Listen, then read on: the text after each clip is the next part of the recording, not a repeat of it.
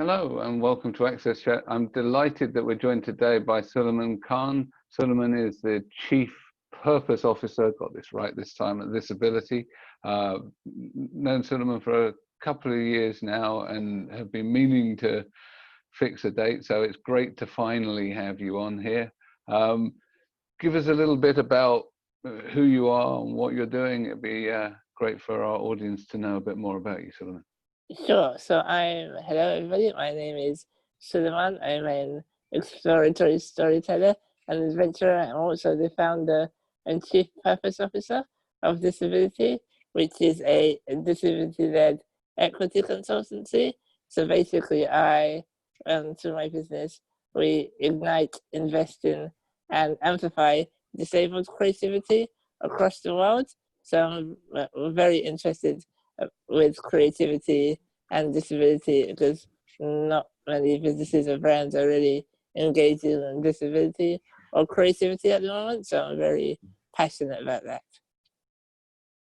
Excellent. And I know that, you know, I got introduced to you through an old friend of mine, Vicky Ross, and Yeah. you're interested in, you know, creative writing and copywriting and language and so on.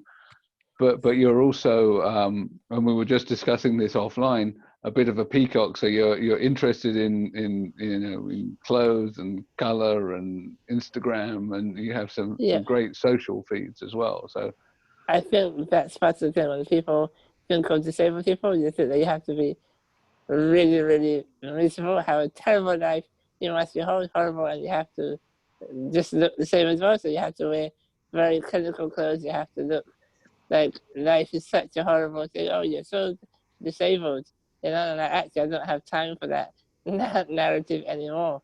And so I think it's really interesting, you know, as I get older, how I'm trying to just, you know, change the narrative for myself rather than trying to fit into a narrative that society or anybody else wants me to be.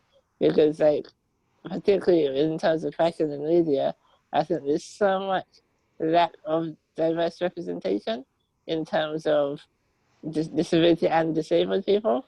And yeah, I think it's very, very important. and you do a fabulous line in sequence, right? Yeah, exactly. I wish I did. Coming soon. Yeah, gold lame. I've seen the gold lame. I've seen the rainbow print. Yeah. So all right, we'll have to get you some sequins. Definitely. Excellent. So I've got a question before I hand over to Deborah and Antonia. You mentioned about the fact that you're investing into disabilities, investing into other disabled businesses and so on. Can you tell us a little bit about that? Sure. So back in the past, when I first started about 4 years ago, I was basically a network for disabled talent. And then about a year or two ago, I was not feeling that at all. And I felt that I was being very, very pressured to be that type of business, like a network, almost like a recruiter for disabled people. But I kind of changed it, actually. I didn't want to say the word empower, so I wanted to invest in, because what often happens with disabled people and disabled businesses is there's no investment. So what I'm slowly starting to do is actually, you know, build up, you know, income to actually invest back into the disabled community. I think that's very, very important, rather than, because, like, as Cindy Gallup says best, don't empower me, pay me. I think that whole idea of actually, you know, disabled people having value and being paid for their work, which is still an ongoing struggle that I face daily in terms of organizations and businesses saying they don't have a budget, or they're, you know, or saying that I'm kind of that kind of a charity or that kind of thing. And that's, in general, disabled people we're treated so badly in terms of, you know, how people want to see us or invest in us. So actually, I want to, so I made an active decision to start to, you know, figure out how I can do that and things and push that forward.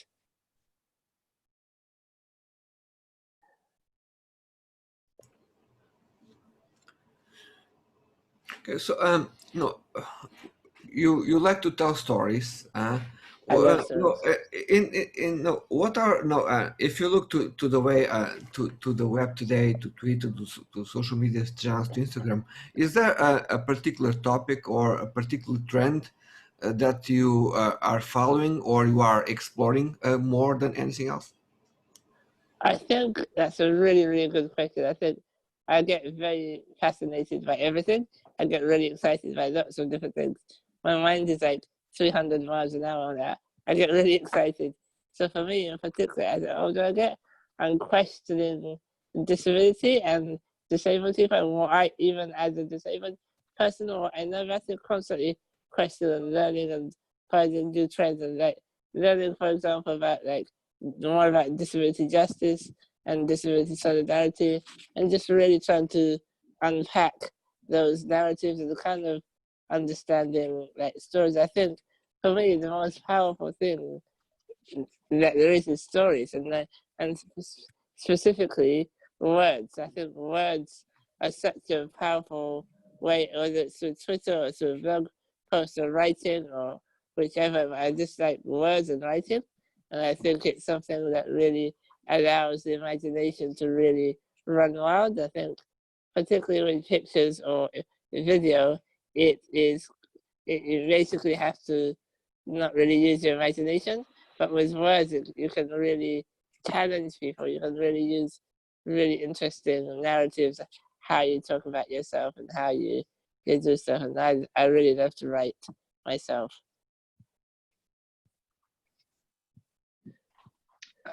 And this was really how we got introduced. And I know I'm just jumped on Deborah's toes, but this was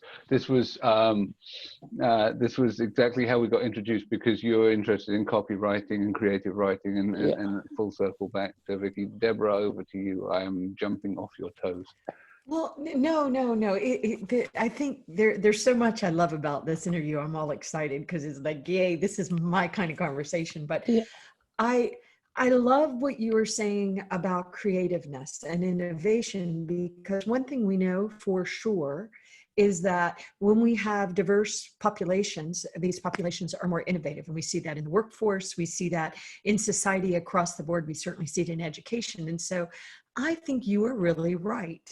I never thought about it exactly from that angle. I've talked about it a lot, but having an organization that's focused on really celebrating who we each are, and so much of society does decide that you must have a sad life.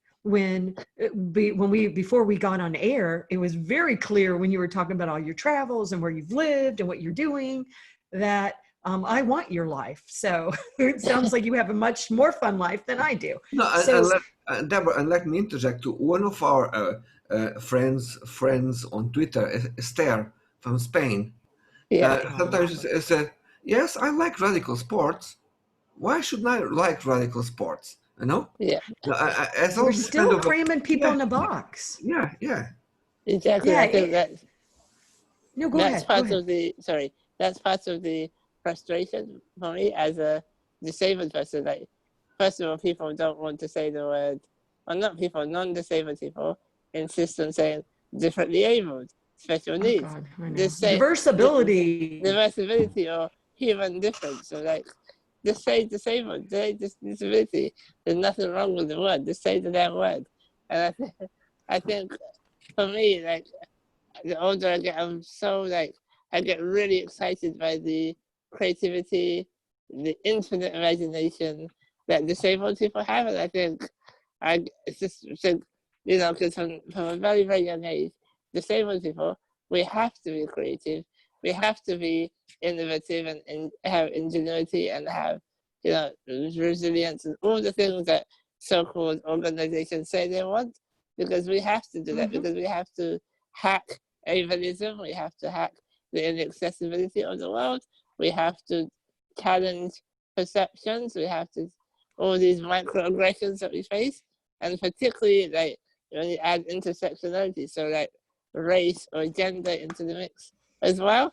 I think you can't isolate ableism from racism or classism or sexism. It's all interconnected, and I think particularly for myself, like as a person of color and a wheelchair user and all the different intersections, facing challenges within the South Asian communities, I struggled, and again, facing challenges even within the disabled community.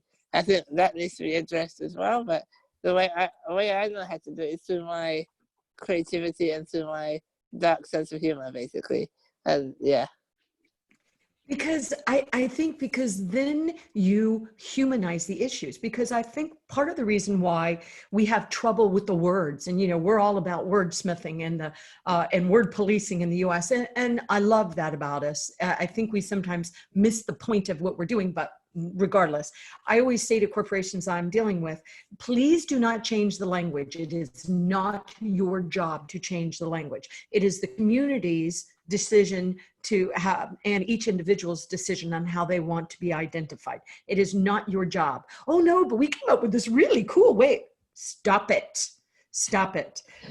But I think the society disables people. We say that all the time. Society disables people. Society designers don't make things accessible. So it's society disabling people. And I think it is so important that we see voices like yours and we hear your stories and the stories of your peers, because generally, people, that have disabilities, but not apparent disabilities are the ones that are talking about it. And it's important that they be talking about it. It's very important, because right now, I think we still are in a place in society where we have to put on all the labels so that we understand what we're talking about, but then the labels are then used to discriminate against us. So obviously in the United States right now, we are fighting, really, really fighting about this intersectionality and discrimination and Black Lives Matter. And then the president of the United States was saying yesterday that a lot of police are killing white people too. And it's like, of course, and that is, that's unfortunate. Let's really reform our police. But what an African-American in the United States, a darker colored person other than my skin color, has to walk, it's very different. It's very different. And we're just ripping all the, everything apart so we can really dig in deep. And it's going to take us so many years to really fix this. But we've never seen so much progress. It's very bumpy and very messy and frightening. And I live in Richmond, Virginia, which is the capital of the Confederacy, if we go back, which we do. But also, it is also the capital of Virginia, one of the states in the United States. But we had all these Civil War statues on this road we called the Boulevard. And we had them all, and they've all been either taken down by, the, government or the people. And, we've changed the flag in South Carolina. Finally, the Washington Redskins are realizing they have a racist name, because we've been saying that but Aunt Jemima, it's interesting what we're doing, but at the same time, it feels still like it's the easy things. It's like we're taking the small things. And how do we use work like you're doing? How do we convince people that people with disabilities aren't broken? Their lives matter, and they can have fun and be creative. I think that's, and I don't want to keep... I completely agree with you. I think, just because something is difficult, I think disability is one of those things that hasn't been, we're the world's largest minority, 20% of the world's population, yet systematically, consistently, over time, we're not supported, we're not engaged within society. And I completely agree with you. Just because something is difficult doesn't mean we shouldn't, at least have that conversation. Okay, we're not all going to have the answers, including disabled people, but if we don't dig deep and start doing the work, nothing is going to change. And so I remember several years ago when I had the meeting in the UK Parliament with Transport for London, because the underground is not very accessible, long story. And so basically I had a meeting with the head of Transport for London, talking about accessible transport. And he was basically saying, London underground system, the train system, is very old. It's the oldest in the world, And I got really frustrated. I said, actually, hold on a minute. yes, I understand that. However, if you don't start now, 5 years time, 10 years time, it's going to be even older. So you have to really, change and have that conversation. Actually, just treat disabled people like people. Like, we know what we're doing. We have inherent value. We have a need. We have, that kind of thing. And so it's just trying to, yeah, I just get very frustrated. I think like anybody, we have good days and bad days, and what I'm learning, the older I get, like, my disability, 100%, it does define me, but it doesn't confine me. And I think even disabled people ourselves, we get caught into that ableist narrative. Oh, I did this despite my disability. Oh, despite my disability, I was able to achieve this. And whoa, hold on a minute. All those things I am, what I've achieved, what I'm doing today, is 100% because of my disability. And I can't erase it. I can't get rid of it.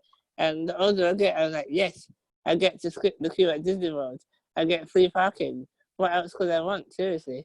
So it's like, and so I think for me, it's just trying to use that creativity in a way that works for me, in a way that's challenging and thought-provoking, and it is, openly and honestly, running a business is by yourself as a disabled entrepreneur is ridiculously challenging and frustrating day to day. And particularly in the UK, there is no help for disabled entrepreneurs at all whatsoever. And like, it's very frustrating. And it's like, if I just had the right support, the right funding to help me in the way that I needed to be helped, then I would be able to actually do better for myself. If people, organizations' attitudes weren't so ableist, or I could actually get into the building instead of ending up in the goods lift. I could tell you so many funny stories of what happens in the goods lift, but that has to stay in the goods lift. So I think it's like that kind of thing, just that constantly dealing with that ableism and inaccessibility day to day, that has such a huge toll on you. I don't think we speak openly enough about internalized ableism.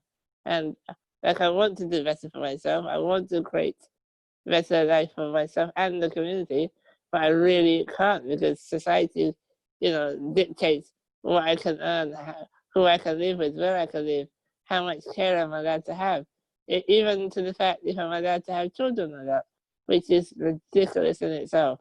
And I know many of my disabled friends and colleagues are in the very similar situations and that kind of thing. Yeah. So, I know that we have all of these strictures and I'm going to say Victorian values around disability that we've inherited, where the paternalistic state thought that it was doing the right thing for the poor disabled people, right? And they've not moved on from that time. And you mentioned a number of things. So you're talking about the state deciding whether or not you can have kids and so on. Tell us about that, because I think people would be horrified to know, and are probably laboring under the never knew.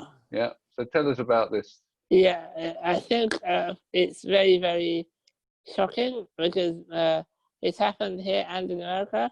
That I know that as when I had a conversation with Tanya Gray Thompson, when she said that she was pregnant, people were saying her, oh, you don't deserve to have kids, or you shouldn't have kids. And often, kids are taken away just because you're disabled, and it's that whole idea of actually, being disabled, that kind of thing, and that people treat us badly. Yes.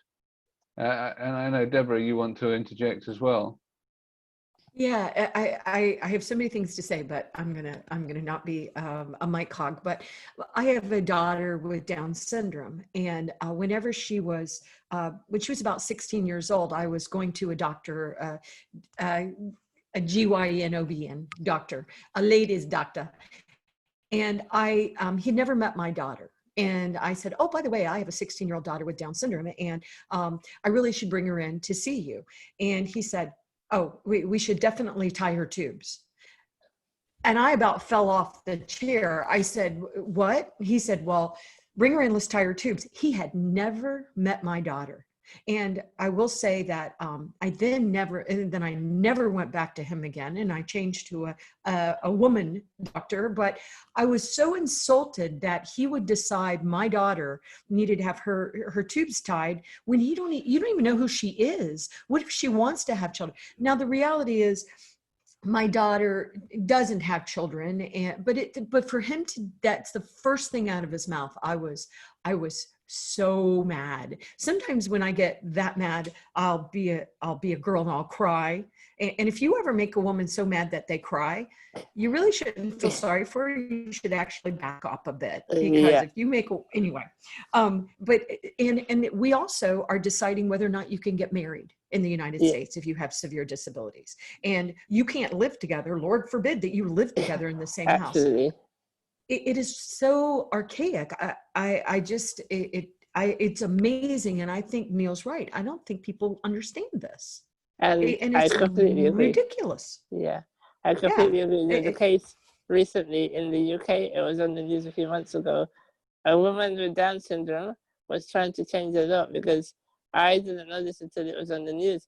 Basically, in the UK, I don't remember. So basically, it was, if a child with Down syndrome, you can vote it up to full term, which is ridiculous. And that is a law in the UK.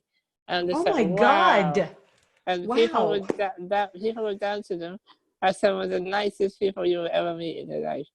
And they're human beings. Absolutely, human beings. And so it's just like, wow. And in terms of just understanding how devastating that is, I don't think non-disabled people can actually comprehend that what's such like to actually want to, for example, be in a relationship, have children, like, because as we can, and yet the state or people or society say, no, you're not. That's not a value to you. You don't even deserve even the idea of that. And so it's very difficult. It's chilling. Even how much we earn, that we're not allowed to earn above a certain amount, because then they'll take it away to fund our care, even though that's not our fault, or things like that, or they'll say, oh no, you're not entitled to live here, because then they'll take away your care package. So you have basically, so every aspect of disabled people's lives is commoditized. Our minds, our bodies, our hearts. I think it's so frustrating, but all you really want to do is just get on with life and just live your life how you want to live it. Right, because I really believe we are souls having a human experience. I believe that with all my heart and being. And I want to say two more things, and then I'm going to mute my mic before Antonio or Neil does, since I'm being a hog. But representation really does matter, and I want you to address that. And I also want to say that you probably also want to be considered more than just a person with a disability. I can tell already by your cheeky personality. And so, but it seems like society wants to constantly remind you every second of the day, you have a disability, but you have a disability, you have a disability. Did you know you have a disability? Let me take care. So I just was wondering if you could sort of address why representation matters. And once again, it's important for people with invisible disabilities, which Neil and I both have, and they have impacted our lives positively and negatively. And so we want people with all the different disabilities talking, but representation matters so much when you're trying to explain the problem. And one more comment, I can talk to you about why we need to make sure that, for example, in the United States, Black Lives Matter, African Americans speak for themselves, but I stand behind them as an ally and say, "What? This is ridiculous. Why is this happening? Let's stop this. Let's have police reform." But it's actually more powerful for people like my colleague, Lamondre, who is African-American. He also is a man with a physical disability, to speak, and for me to support him. So I just wanted, I had a feeling you wanted to say something about that, and I'm muting Neil and Antonio. Yeah, cool. I absolutely agree. I think representation is hugely important, because whether you have an invisible disability or a visible disability, if you don't see people like you represented in every aspect of society, from the media to the workplace, I think it's completely devastating in terms of you growing up, in terms of you actually feeling that you have any kind of value in the world or even in society. And I think that, without representation or greater, much faster changes for, particularly in terms of accessibility. When I say accessibility, I'm saying disabled accessibility, not the term that's calling of social mobility, and so that's completely different. And so I think often accessibility gets kind of diverted from its original true meaning. And so I think that's something, and I just think, it's just that I feel that as a disabled person, I don't want to be told what to do or what not to do. And growing up, it was very difficult because even today, I still don't see any, ridiculous people like myself. I think in the society, in media, but for me to actually, I'm trying to be like my own hero, trying to be the person that I really wanted when I was younger, because I'm so tired of looking for that person that's never going to exist and not going to be there for me. And I think, I think disabled people, we are powerful beyond measure, more than we know, whether you have a physical disability or an invisible disability. And I think it's something so powerful. And I think, I just feel that what's happening right now for the disabled community, this is a real chance for society to really challenge and change and not go back into normality, because normality is how we ended up here in the first place. And, there's many people who were like really, really not being included, particularly disabled people. So I just think representation is, in a long-winded way, what I'm trying to say, representation is very, very important.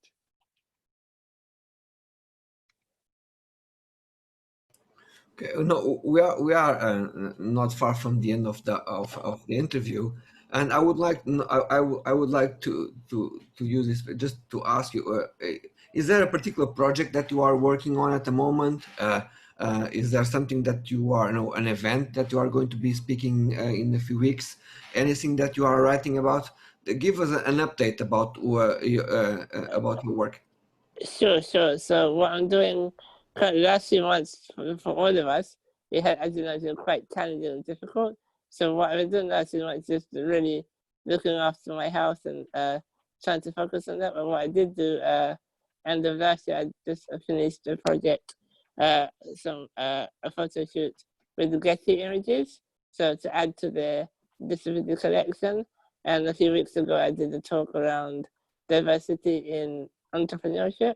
So, and I'm having conversations with lots of interesting people, that actual designers and things like that, going into the future. So I'm just trying to keep those conversations going and trying to, but as I said earlier, what's really challenging is actually, getting organizations and even individuals to see my values. That I can't give away like my entire resources and my entire intellectual property and then say, hey, and then expect not to get any kind of value in return. And so I think it's a challenge, but I like challenges. And so I'm just doing things that are just having conversations with designers and artists and things. I had a very good conversation with an artist, a disabled artist in Mexico. I've had a wonderful conversation with a disabled designer in California. So I'm just having those really, and just more looking retrospectively at how do I feel about disability. And as I get older, my condition, I have a physical disability called muscular dystrophy, which is a progressive muscle wasting condition. So the older I get, the weaker my muscles get. So which is why I can't really sit up without my wheelchair anymore. So I'm just thinking that actually, what is a better way when we're working without getting very fatigued, without actually. So I'm just trying to really focus on working much more strategically and trying to think more creatively, actually, And this whole working from home thing has been amazing. I love it so much. Because I was actually reframing, actually, do I really need to go out so often? Even though I love to go out, it's amazing. But actually, do I need to go out to do a presentation? Or can I just do it over Zoom, which is so much easier to actually chat to people and actually connect. And so, yeah, I'm just doing that kind of thing, just having conversations at the moment. And I know that you're kind of downplaying it, but you're actually a fantastic networker. And so you have, you're bringing in amazing people like Carl Martin and like Cindy Gallup, who are thought leaders in sort of intersecting spaces. So it's you don't have to go out to have these conversations. Yeah, and that's the fact is, yeah, you've got a magnetic enough personality to bring them to you. And I there are a couple of things that I wanted to pick up on. The one around sort of the state control of stuff, but it's not just state, it's the mindset around being able to procreate. So, for example, there was an agency that was doing sperm donation, and they were refusing to take donations from dyslexic people. Wow. So yeah, they've reversed it, but so basically that I couldn't. They wouldn't want me to procreate either. So that ableism is writ large across society. So what's that saying? That's and the prenatal screening and everything else. These things are, society is making very damaging assumptions about our value and the potential value of people like us in future. And that needs to change. And I want to thank you for continuing to highlight this, consistently and very potently in the work that you do. Thank you so much. I just feel that it's very important, as you just said very quickly a few minutes ago, in about, I don't have to physically go out, and that's for me a complete mindset. And that's what I want to say to everybody. It's just, if you're not able to go out, or if you're having a lot of anxiety, just look after yourself, and like really, really understand that what you see in society is not, not what is right. And this, particularly the disabled community are the ones who have really helped me, particularly the last few months, and get through these challenging times, really supported me. So I think having that sense of community, almost like a family, like it's just like a disabled global family that you can just connect with in such a powerful and supportive way, that is incredible. And just chatting to people, and as I said, my friend in California, he's a disabled designer, but recently he started his own coaching practice, which I've been doing coaching with him for the last 8 weeks, and actually having the space to chat to him so openly and not having to talk about ableism or being told, no, I don't feel ableism, it's something else. It's so nice I don't have to discard my disability. So I think it's important just to find that sense of community, and this actually, and for me, I just always consider myself as well like a work in progress. I think like a continual work in progress. I'm not perfect, I continually want to learn and unlearn and just relearn what I know. I think particularly even about disability. And so for me, it's about progression over perfection. Continually just wanting to unlearn as much as I can. Really, I'm gonna stop talking. I could talk to forever. No, that's cool. So we are reaching the end. So I need to thank Barclays Access, MyClearText, and Microlink for keeping us on air, keeping us captioned. Look forward to you joining us on Twitter on Tuesday. Thank you very much, Sulaiman. Thank you so much. We're impressed. Awesome.